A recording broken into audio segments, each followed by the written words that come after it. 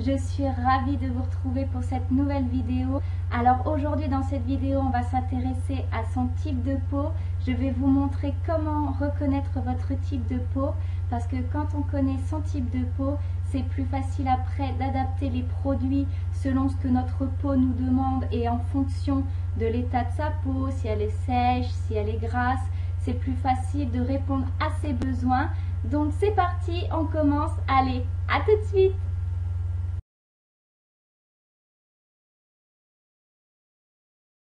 Commencer par la peau grasse. Donc comment reconnaître une peau grasse? La peau grasse, elle a un côté luisant, elle a un côté terne et graisseux. Donc c'est comme ça qu'on peut la reconnaître. Elle a beaucoup d'imperfections, de points noirs et de boutons. C'est dû à un excès de sébum. Donc le sébum, c'est le filtre gras qu'il y a sur votre peau. Et la peau grasse en a beaucoup, donc ça fait des imperfections, beaucoup d'imperfections.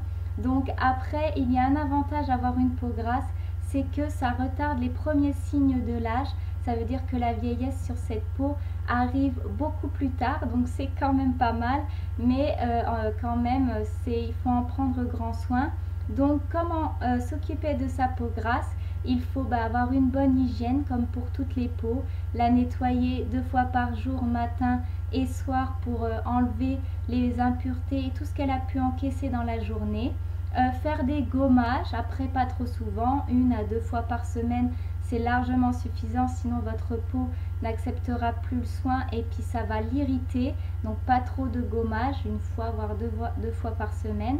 Et surtout, hydratez bien votre peau avec des produits adaptés aux peaux grasses. Et si vous ne savez pas quel produit acheter, n'hésitez pas à demander conseil aux spécialistes de beauté.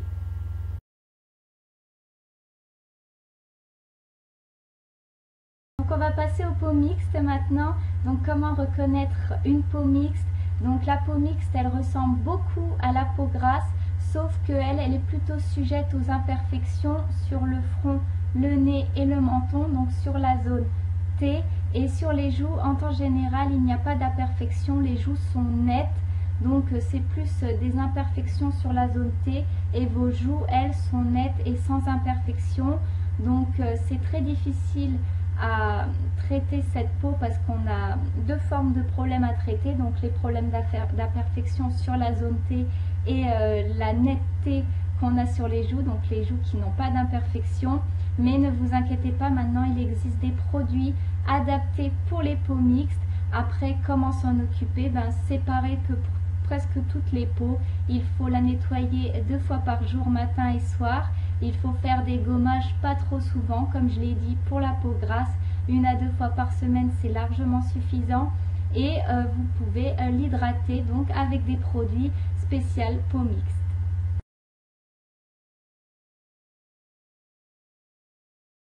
On va passer aux peaux normales maintenant. Donc si vous avez une peau normale, vous avez beaucoup de chance parce que cette peau n'est pas sujette aux imperfections. Elle ne manque pas d'équilibre en matière de corps gras et d'eau. Donc le corps gras, le film gras qu'il y a sur votre peau est parfaitement équilibré. Elle ne manque pas d'eau, donc elle n'est pas déshydratée. Elle est lisse et nette. Donc c'est une peau, on pourrait dire, parfaite.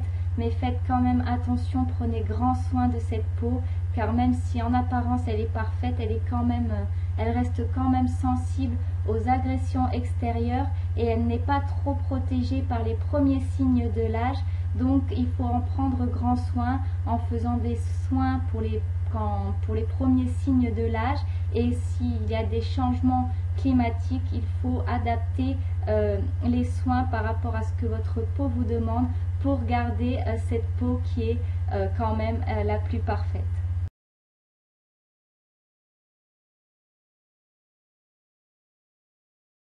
On va passer aux peaux sensibles maintenant.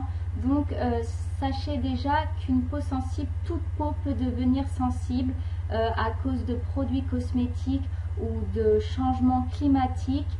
Donc une peau sensible, c'est une peau qui tiraille beaucoup, qui picote, que dès qu'on passe un pull ou qu'il y a des changements climatiques comme l'été, l'hiver, elle rougit beaucoup. Donc une peau sensible, il faut en prendre grand soin parce que c'est une peau qui a besoin de soins. Il faut fortement l'hydrater parce que comme je l'ai dit, comme je viens de le dire, elle réagit beaucoup aux agressions, donc au chaud, au froid, aux produits cosmétiques. Donc faites attention quand vous avez une peau sensible, n'utilisez pas plusieurs cosmétiques différents, essayez d'utiliser un voire deux produits maximum où vous voyez que ça améliore l'état de santé de votre peau. Après, si vous ne savez pas comment choisir vos produits, n'hésitez pas à demander conseil, comme je l'ai dit pour la peau grasse, à des spécialistes de beauté ou des spécialistes dans l'univers de la peau, comme les dermatologues ou les esthéticiennes. Et évitez de faire trop de gommage et de masques parce que ça agresse votre peau sensible. Après, si vous voulez vraiment faire des gommages et des masques, choisissez des produits doux, sans parfum et hypoallergéniques pour éviter d'avoir des agressions sur la peau. Et c'est pareil pour les nettoyants ou pour les crèmes hydratantes. Et après, comme je viens de le dire, si vous ne savez vraiment pas quoi choisir, n'hésitez vraiment pas à demander conseil aux spécialistes qui vous conseilleront les produits adaptés pour cette peau sensible.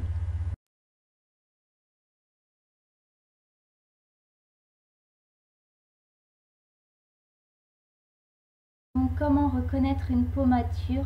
Une peau mature, on voit déjà qu'elle manque d'élasticité, elle commence à devenir rêche, on voit les premières rides apparaître et on voit les premiers signes de l'âge apparaître également. Donc pour ces peaux matures, il faut en prendre grand soin parce que la peau commence à ne plus être assez épaisse, donc il faut en prendre soin avec des soins anti-âge, donc des nettoyants doux, des crèmes anti-âge. N'hésitez pas aussi à bien prendre soin des contours de vos yeux parce que vous commencez à avoir les premières rides apparaître et la peau sous les yeux commence à devenir fine, donc elle est encore plus sensible qu'avant. Donc il faut aussi prendre des soins régénérants anti-âge. Donc après, comme je le dis depuis le début de cette vidéo, si vous ne savez pas quel produit utiliser, n'hésitez pas à demander conseil à des spécialistes qui vous conseilleront des produits adaptés à votre peau mature.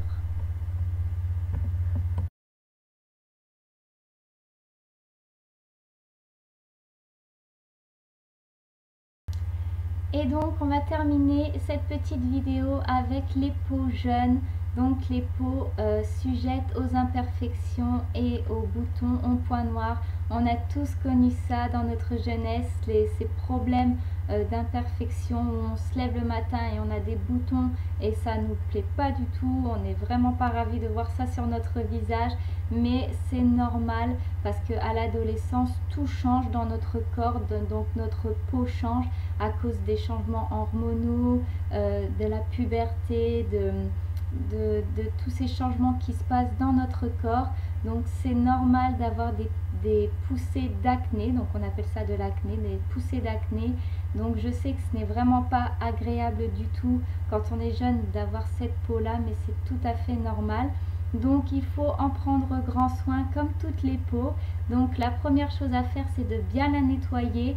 Donc la nettoyer 2 fois par jour, matin et soir, avec des produits adaptés aux peaux jeunes. Ensuite, il faut la gommer, donc prendre des exfoliants, donc des gommages doux, pas agressifs pour pas faire hériter votre peau et qu'après elle soit irritée et qu'elle soit agressée. Donc vous faites un gommage 1 fois par semaine, voire 2 fois. Et il faut la soigner donc avec des produits adaptés aux peaux jeunes. Donc ça, il faut demander conseil à des dermatologues. Si vous voyez que la poussée d'acné devient de pire en pire, il faut demander conseil aux dermatologues. Après, pour celles qui ont des problèmes de peau et que vous voyez que ça va, que ça ne dégénère pas, que la poussée d'acné reste normale, vous pouvez demander conseil aux esthéticiennes pour qu'elles vous conseillent des produits adaptés pour votre peau jeune et pour assécher ces vilaines imperfections. Ensuite, un petit conseil que je vous donne, évitez de triturer vos boutons parce que si vous les triturez, au contraire, au lieu de les faire disparaître, ça va les faire grossir. Vous allez mettre des impuretés dedans et ça ne les fera pas disparaître, au contraire, ça va empirer la chose. Et si vous voulez vous maquiller, vous pouvez vous maquiller, même les peaux jeunes peuvent se maquiller, mais je vous conseille d'utiliser des fonds de teint fluides matifiants, et vous pouvez également faire des masques à l'argile parce que l'argile elle absorbe l'excès de sébum. Voilà, j'espère que cette petite vidéo vous aura plu, que j'aurai pu vous aider à reconnaître votre type de peau et que grâce à ça, vous pourrez la soigner comme elle en a besoin. Si vous avez aimé cette vidéo, n'hésitez pas à laisser un petit like, à vous abonner à ma chaîne si ce n'est pas encore fait pour ne rater aucune de mes vidéos, et ça fait toujours plaisir. Si vous avez des questions, des idées, vous mettez tout ça en commentaire. N'oubliez pas que dans toutes mes vidéos, tous les conseils que je donne, je les remets en barre d'infos si vous voulez les relire. En attendant, je vous dis à très bientôt. Prenez soin de vous et je vous fais d'énormes bisous. Ciao tout le monde!